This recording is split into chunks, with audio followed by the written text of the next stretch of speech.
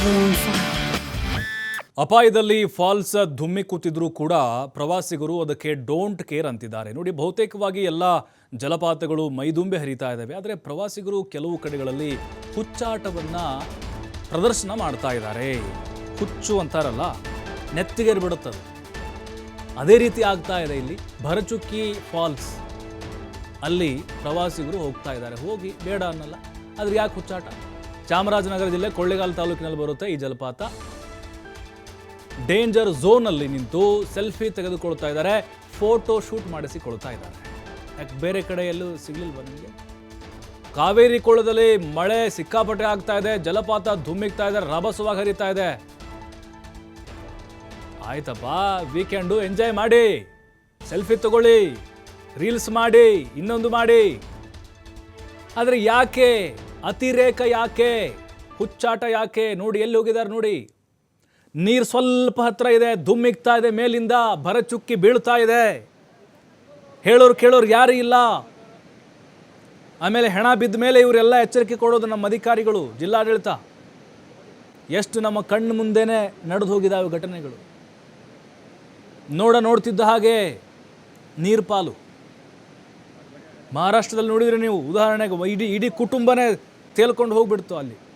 ನಮ್ಮ ಕರ್ನಾಟಕದ ಸಾಕಷ್ಟು ಕಡೆ ಬೆಳಗಾವಿ ಭಾಗದಲ್ಲಿ ಆಗಿದ್ದಾವೆ, ಜೋಗ್ ಫಾಲ್ಸ್ನಲ್ಲಿ ಆಗಿದ್ದಾವೆ.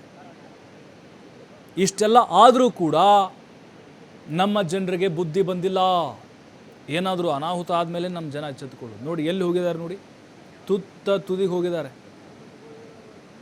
ಅದನ್ನು ಬೇರೆ ಕಡೆಯಿಂದಲೂ ಆ ವ್ಯೂವನ್ನು ನೋಡ್ಬೋದು ನಾವು. ನೋಡಿ ಎಷ್ಟು ಹತ್ತಿರ ಇದ್ದಾರೆ ಅವರು. ಅಲ್ಲಿ ಭರಚುಕ್ಕಿ ಫಾಲ್ಸ್ ಧುಮ್ಮಿಕ್ತಾ ಇದೆ ನೀರಿಗೆ, ಅಂದರೆ ಆ ನೀರು ಧುಮ್ಮಿಕ್ತಾ ಇದೆ ಅಲ್ವಾ, ಅದಕ್ಕೆ ಸ್ವಲ್ಪ ಹತ್ತಿರದಲ್ಲಿ ಬೆಟ್ಟದಲ್ಲಿ ಇದ್ದಾರೆ.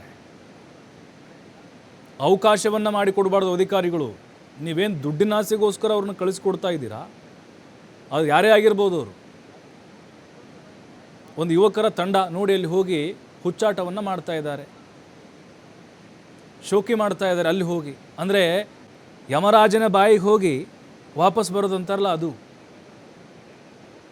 ಅಪಾಯದ ಮಟ್ಟ ಮೀರಿ ಹರಿತಾ ಇದೆ. ಈಗ ಬೇರೆ ಸಂದರ್ಭಗಳಲ್ಲಿ ನೀವು ಅಲ್ಲಿ ಧುಮುಕಿದರೂ ಕೂಡ ನಿಮ್ಗೆ ಕೇಳೋರು ಯಾರೂ ಬರಲ್ಲ ಅಲ್ಲಿ. ಆದರೆ ಈ ಸಂದರ್ಭ ಏನಿದೆ, ಈ ಟೈಮ್ ಏನಿದೆ, ಬಹಳ ಡೇಂಜರ್.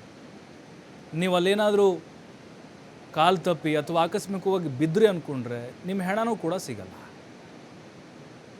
ಅದಕ್ಕೆ ಅಲ್ಲಿರುವಂಥ ಸಿಬ್ಬಂದಿ ಏನಿದ್ದಾರೆ, ಜಿಲ್ಲಾಡಳಿತ ಇದಕ್ಕೆ ಒಂದು ರೀತಿ ಎಚ್ಚರಿಕೆಯನ್ನು ಇಡಬೇಕು, ಅಂದರೆ ಕಾವಲನ್ನು ಇಡಬೇಕು.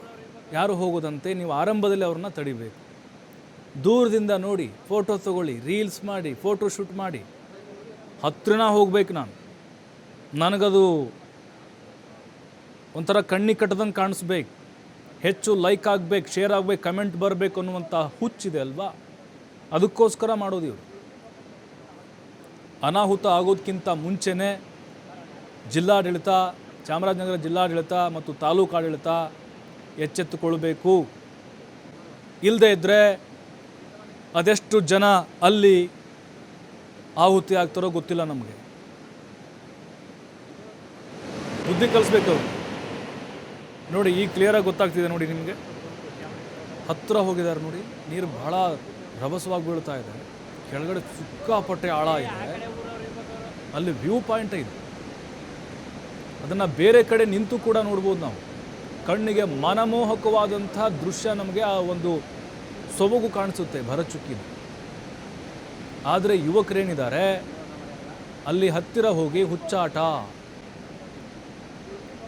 ಅಂದರೆ ಏನೋ ಒಂದು ಅವಾರ್ಡ್ ಕೊಡ್ಬೋದು ಅನ್ಸುತ್ತೆ ಇಂಥವ್ರಿಗೆಲ್ಲ.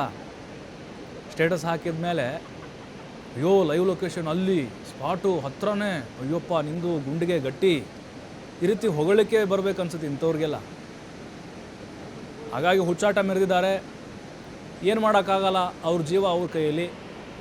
ಆಮೇಲೆ ಹೆಣ ಆದಮೇಲೆ ಗೊತ್ತಾಗುತ್ತೆ, ಅನುಭವ ಆದಮೇಲೆ ಗೊತ್ತಾಗುತ್ತೆ ಉಳಿದಂಥವ್ರಿಗೆ. ಬಟ್ ಏನು ಮಾಡಬೇಕು, ಇವ್ರ ಕೆಲಸ ಇವ್ರು ಮಾಡಬೇಕು, ಜಿಲ್ಲಾಡಳಿತದವರು. ನೋಡಿ ಅದನ್ನು ನೋಡೋಕೆ ಭಯ ಆಗುತ್ತೆ ದೂರದಿಂದ. ಇನ್ನು ಹತ್ತಿರ ಹೋಗಿ ಅಲ್ಲಿ ಇವರು ಶೋಕಿ ಮಾಡ್ತಾರೆ, ಒಣ ಶೋಕಿ ಅಂತ ಹೇಳಿದ್ರೆ ಬುದ್ಧಿ ಇಲ್ವಾ ತಲೆಯಲ್ಲಿ ಅನ್ನೋದು ಇವ್ರಿಗೆ.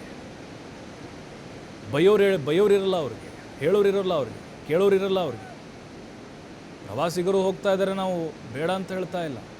ದೂರದಿಂದ ನಿಂತ್ಕೊಂಡು ಎಂಜಾಯ್ ಮಾಡಿ. ನಿಮ್ಮನ್ನು ನಂಬ್ಕೊಂಡು ನಿಮ್ಮ ಮನೇಲಿ ನಿಮ್ಮ ತಾಯಿ ಕಾಯ್ತಾಳೆ, ಹೆಂಡತಿ ಕಾಯ್ತಾ ಇದ್ದಾಳೆ. ಸುಮ್ಮನೆ ಅಲ್ಲಿ 1 ಗಂಟೆಯ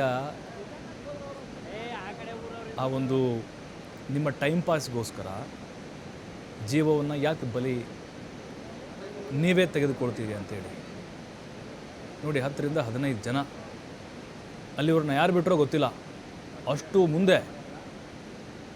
ಅದಕ್ಕಿಂತ ಹಿಂದೆನೇ ಒಂದು ಅಲ್ಲಿ ಬ್ಯಾರಿಕೇಡೆಲ್ಲ ಹಾಕಿರ್ತಾರೆ. ನಾವು ಎಂಟ್ರಿ ಬರೋ ಚುಕ್ಕಿ ಎಂಟ್ರಿ ಹಾಕೋಕ್ಕಿಂತ ಮುಂಚೆನೇ ಬ್ಯಾರಿಕೇಡೆಲ್ಲ ಹಾಕಿ ಅಲ್ಲೆಲ್ಲ ಬಂದೋಬಸ್ತ್ ಮಾಡಿರ್ತಾರೆ, ಬಿಡಬೇಕಾ ಬೇಡವಾ ಅಂಥೇಳಿ. ಅಲ್ಲಿ ಇವ್ರು ಸರಿಯಾಗಿ ನಿರ್ವಹಣೆ ಮಾಡ್ತಾಯಿಲ್ಲ ಅಂತ ಅನ್ನಿಸ್ತಾ ಇದೆ ನಮಗೆ. ಏನು ಅವ್ರೇನು ಜಿಕ್ಕೊಂಡು ಹೆಲಿಕಾಪ್ಟರ್ ಮೇಲೆ ಹೋಗಿ ಅಲ್ಲೇನು ಲ್ಯಾಂಡ್ ಆಗಿದ್ದಾರಾ? ನಿಮ್ಮ ಕಣ್ಣು ಮುಂದೆನೇ ಬಂದಿದ್ದು. ಅಲ್ಲಿ ಸಿಬ್ಬಂದಿ ಇರ್ತಾರೆ, ಅದು ಕಂಟ್ರೋಲ್ ಇದೆ. ಆದರೂ ಕೂಡ ಆ ಯುವಕರನ್ನ ಇವರಿಗೆ ತಡೆಯೋಕ್ಕಾಗಿಲ್ಲ. ನಮಗೇನು ಅನುಮಾನ ಬರ್ತಾ ಇದೆ, ಇವರು ಕಳ್ಳದಾರಿಯ ಮೂಲಕ ಕೆಲವೊಂದಿಷ್ಟು ಸಿಬ್ಬಂದಿ ಹಣದ ಆಸೆಗೋಸ್ಕರ ಇವ್ರನ್ನ ಬಿಟ್ಟಿರಬಹುದು ಅಂಥೇಳಿ.